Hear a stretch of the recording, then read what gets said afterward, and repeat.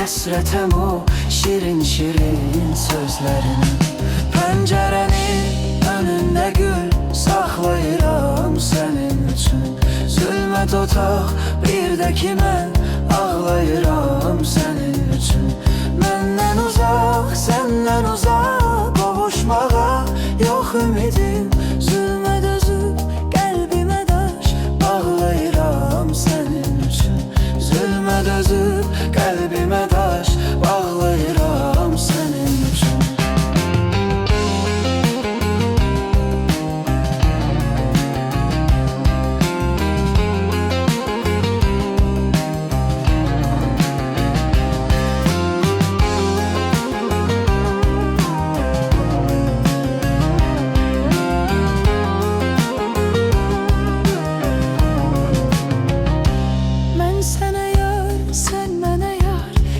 Yaşadaq sevgimizi. Sən mənim ol, mən də sənin, bir böləyək dərdimizi. Sən cisim ol, mən ruh olum, sən hardasan, mən oradayam. Göz yumaraq hiss eləyək bir döyünən qəlbimizi. Göz yumaraq hiss eləyək bir döyünən qəlbimizi. Pəncərənin önündə gül saxlayıram sənin üçün. Zülmət otaq, bir də ki mən ağlayıram sənin üçün.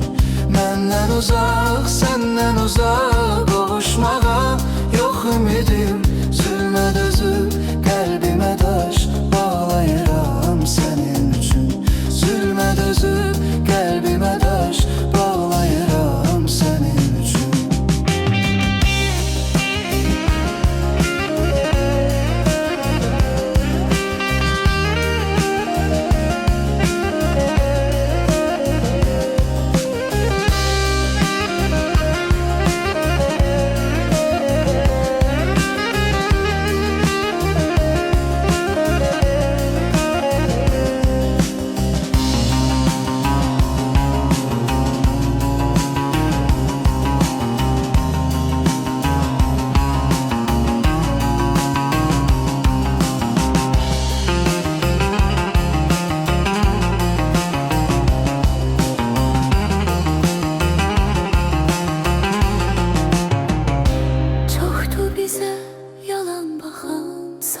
Baxan eşqimizə, biz nə deyək, nə söyləyək, sevgi girib qəlbimizə.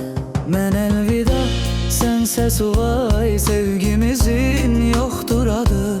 Sən əziyyət çəkmə deyə xət çəkərəm sevgimizə. Sən əziyyət çəkmə deyə xət çəkərəm sevgimizə. Pəncərənin önündə gül saxlayıram sənin üçün. Zülmət otaq, bir də ki mən ağlayıram sənin üçün. Məndən uzaq, səndən uzaq, qovuşmağa yox ümidim.